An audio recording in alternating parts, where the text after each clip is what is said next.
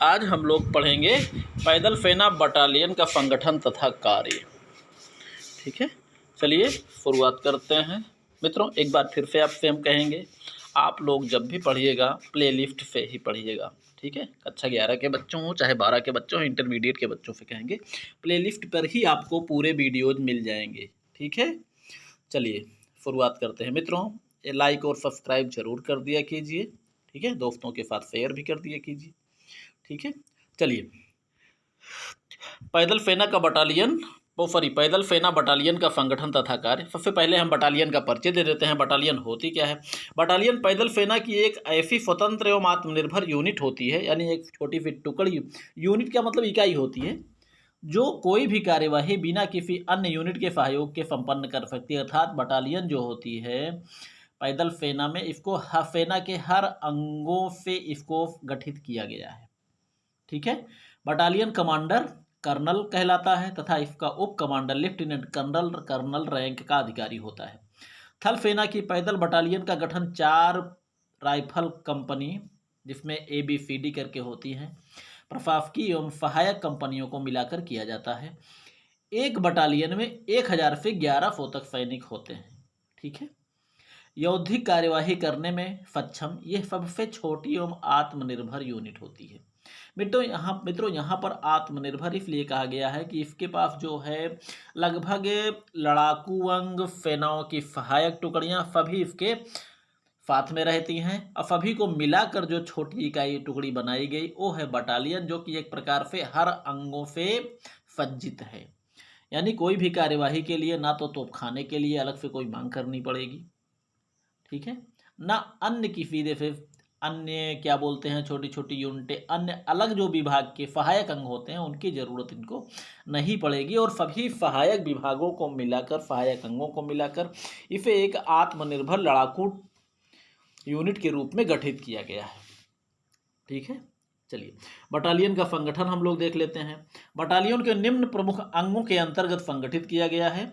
Battalion मुख्यालय है पहले नंबर पे। बटालियन मुख्यालय बटालियन का मुख्य अंग होता है, जो बटालियन को कमांड एवं नियंत्रित करता है, हेडक्वार्टर जिसे हम लोग कहते हैं। बटालियन का सर्वोच्च अधिकारी को कमांडिंग ऑफिसर, जिसके पहले हम लोग पढ़ चुके हैं, जो कर्नल रैंक का होता है। बटालियन कमांडर की सहायता के लिए जो उप कमांडर होता है, उप बटालियन कमांडर या बटालियन उप कमांडर, जिसे लेफ्टिनेंट कर्नल रैंक का अधिकारी होता है। ठीक है, बटालियन मुख्यालय में 3 सेक्शन होते हैं। पहला नंबर है इंटेलिजेंस एवं सर्विलेंस सेक्शन। यह सेक्शन सूचनाएं प्राप्त करके उसे संबंधित इकाइयों तक पहुंचाता है। ठीक है, जो इंटेलिजेंस या सर्विलेंस सेक्शन जो होता है, सूचनाएं प्राप्त करके संबंधित इकाइयों तक पहुंचाता है, छोटी इकाइयों तक। और यह सेक्शन संग्राम तथा सूचना संबंधी मानचित्रों एवं रेखा चित्रों का निर्माण करता है। यानी युद्ध में जो सूचनाएं होती हैं, जो युद्ध के मानचित्र होते हैं, ठीक है, उनका जो है उनकी रेखा चित्रों का निर्माण करता है। यानी किस तरह लड़ाई करना है उसका एक प्रकार से रेखा चित्रों तैयार करता है। ठीक है, यह जो है इंटेलिजेंस सेक्शन जो होता है, यह अवलोकन चौकी हेतु छानबीन करके उपयुक्त स्थल का चयन करता है। ठीक है, कार्यवाही का स्थल। ठीक, इसके द्वारा संरचना निर्माण स्थल तक जाने हेतु मार्गों को निर्धारित किया जाता है। दूसरा नंबर है रेजिमेंटल पुलिस स्टेशन। इसका कार्य बटालियन की सुरक्षा करना तथा यूनिट के सदस्यों में अनुशासन बनाए रखना होता है। यह बटालियन के क्षेत्र में परिवहन, नियंत्रण एवं सुरक्षा आदि पर ध्यान देता है, जो पुलिस सेक्शन होता है। तीसरा है सिग्नल सेक्शन। यह बटालियन मुख्यालय से लेकर कंपनी मुख्यालय तक टेलीफोन एवं संचार व्यवस्था कायम रखता है। सिग्नल सेक्शन वही है, सांकेतिक सेक्शन जिसको कहते हैं। तो सारी संचार व्यवस्था ये कायम रखता है।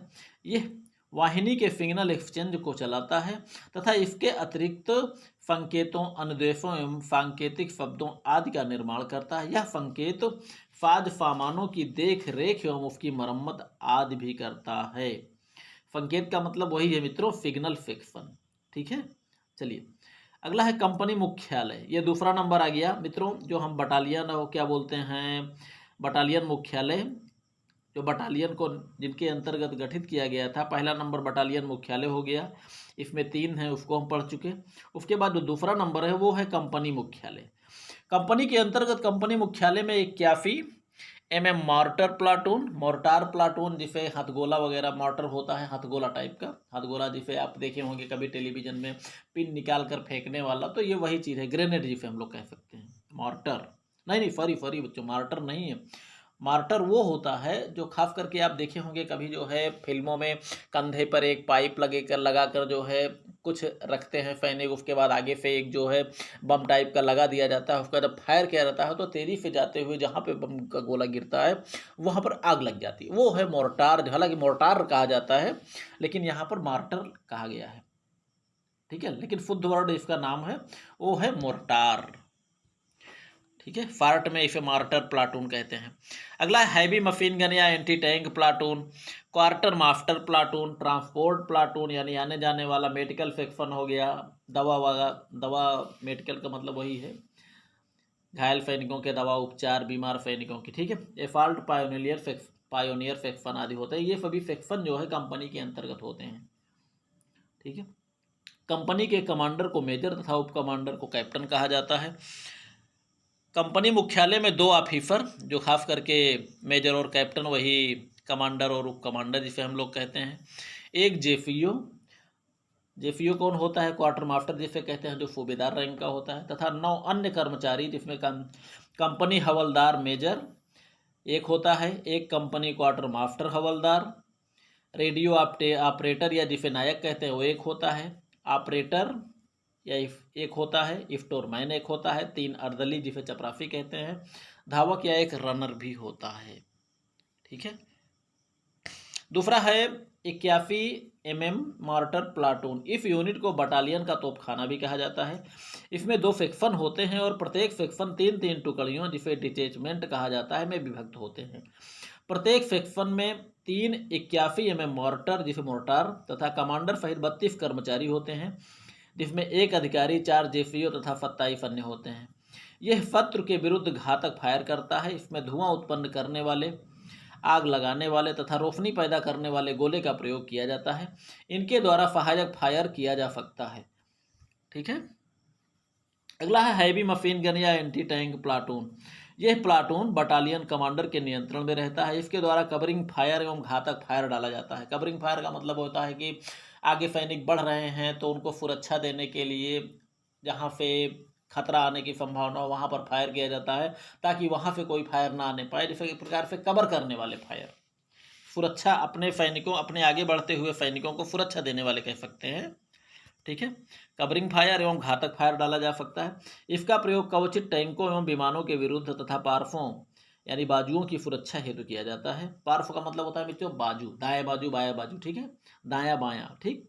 इसे बटालियन के खाली स्थान को कवर करने के लिए भी प्रयोग किया जाता है।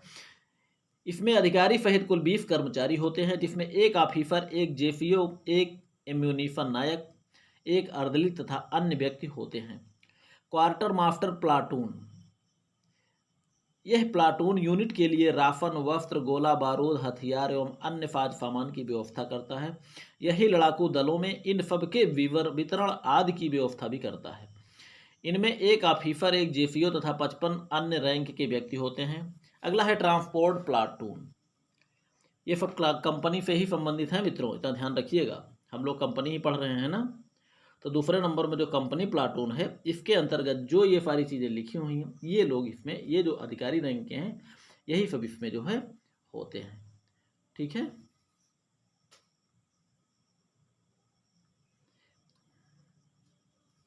आगे हम लोग देखते हैं क्या हुआ, कहाँ तक पढ़े थे। ट्रांसपोर्ट प्लाटून, यह यूनिट को परिवहन की सुविधा प्रदान करता है। ट्रांसपोर्ट प्लाटून का मतलब भी होता है कि आने जाने के साधन की व्यवस्था करना, वही है ट्रांसपोर्ट प्लाटून, ठीक है।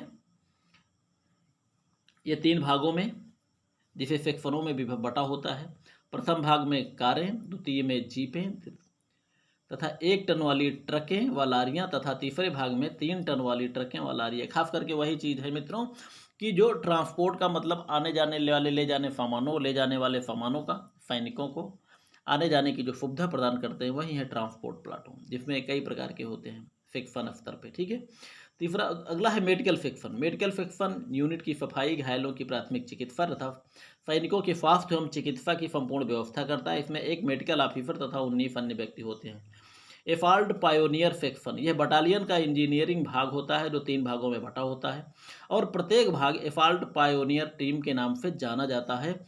इस यूनिट का कार्य शत्रु पर के बिछाए गए बारूदी सुरंगों को हटाना तथा शत्रु के लिए बारूदी सुरंगों को बिछाना होता है। यानी दोनों कार्य करता है, अपने लिए जो शत्रु बिछाए होता है उसको हटाना और शत्रु के लिए परेशानी पैदा करने के लिए, उनको उड़ाने के लिए, उनके लिए सुरंगों को बिछाता भी है। ठीक है, यह यूनिट छोटी पुलियों, सड़कों की मरम्मत, उपमार्गों का निर्माण तथा युद्ध क्षेत्रों की मोर्चेबंदी के निर्माण का भी कार्य करता है। इसमें एक जेपीओ तथा 20 अन्य व्यक्ति होते हैं। तीसरा है राइफल कंपनी। अभी मित्रों 2 हम पढ़ चुके हैं, अब तीसरे नंबर पे आ जाते हैं राइफल कंपनी। एक बटालियन में 4 राइफल कंपनियां होती हैं और यही राइफल कंपनियां लड़ाकू दलों का कार्य करती हैं और प्रत्येक राइफल कंपनी में 3 राइफल प्लाटून, एक मीडियम मशीन गन सेक्शन तथा एक आरपीएल जिसे रिक्वायरलेस कहते हैं, रिक्वायरलेस या आरपीएल सेक्शन होता है। राइफल कंपनी में 2 ऑफिसर, एक मेजर और कैप्टन, 6 जेपीओ, प्लाटून कमांडर 1, 2 एवं 3, एमएमजी कमांडर, आरपीएल कमांडर तथा क्वार्टर मास्टर आदि होते हैं तथा 128 अन्य रैंक जो कि प्लाटून कमांडर 1 में 36 सैनिक, प्लाटून नंबर 1 में 36 सैनिक, 2 में 36 सैनिक, 1 2 3 जो करके लिखा हुआ है मित्रों वही चीज़ है। 1 में 36, 2 में 36, 3 में भी 36 सैनिक होते हैं। एमएमजी में 6 सैनिक होते हैं, आरपीएल सेक्शन में 5 सैनिक तथा कंपनी मुख्यालय में 9 सैनिक होते हैं। इन सभी 128 ये पूरे हो गए, 128 सैनिक होते हैं। ठीक है, राइफल प्लाटून, प्रत्येक राइफल कंपनी में 3-3 प्लाटूनें होती हैं और प्रत्येक प्लाटून 3-3 सेक्शनों में विभक्त होते हैं। इसमें प्लाटून तथा सेक्शन स्तर के ऑफिसर और सैनिक होते हैं और इनके पास इन्हीं के स्तर के हथियार, गोला बारूद तथा अन्य आवश्यक साज सामान होते हैं। Medium machine gun, MMG section, ये सेक्शन 2 टुकड़ियों में विभक्त होता है, प्रत्येक टुकड़ी में एक नायक। मित्रों अगर देखा जाए तो इसमें आपको केवल वही रटने वाली चीज़ें हैं, कौन क्या होता है, कैसे क्या होता है, इसमें अलग से समझाने वाली कोई चीज़ नहीं है। ठीक है, तो ऐसे भी आप लोग देख लीजिएगा, 1-2 बार सुनेंगे कुछ पता तो चल ही जाएगा, नहीं तो आप वीडियो रोक रोक कर लिखना चाहें तो लिख भी सकते हैं। ठीक है, चलिए, ये सेक्शन 2 टुकड़ियों में विभक्त होता है, प्रत्येक टुकड़ी में एक नायक तथा 2 सिपाही होते हैं। इनके पास एक मध्यम श्रेणी की मशीन गन होती है।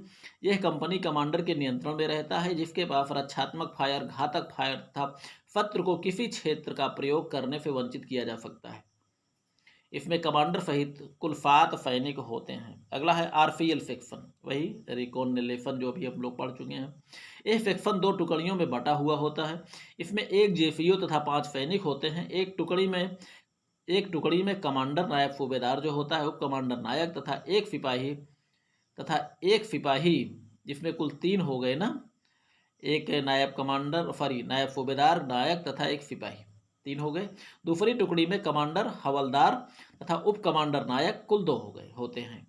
इन टुकड़ियों के पास धक्का रहित 106 mm तोपें, इनका प्रयोग शत्रु के टैंकों के विरुद्ध किया जाता है। यह स्थिर टैंकों को 1350 मीटर तथा गतिशील टैंकों को 1080 मीटर तक मार सकते हैं। यह 16 से 20 इंच मोटे कवर को भेद सकते हैं। पर्वतीय डिवीजन में इस सेक्शन में 57 mm आरपीएल तोपों का प्रयोग किया जाता है। यह स्थिर टैंकों को 900 मीटर तथा गतिशील टैंकों को 540 मीटर तक मार सकता है। ठीक है, तो मित्रों ये हो गया आपका जो है बटालियन स्तर का संगठन। ठीक है, तो उम्मीद करता हूँ आपको समझ में ज़रूर आया होगा। बाकी इसको बहुत लंबा नहीं करेंगे क्योंकि थोड़ा सा ऐसा भी है कि इसमें बहुत ज़्यादा समझाने की ज़रूरत नहीं है, सिर्फ आपको याद करने वाली चीज़ है, तो इसलिए हम इसमें समझाने, क्योंकि जो रटने वाली चीज़ है जो, तो उसमें आपको समझाया क्या जाए, सब सेम चीज़ें हैं। ठीक है, चलिए मित्रों, पढ़िए लिखिए, मस्त रहिए, खुश रहिए।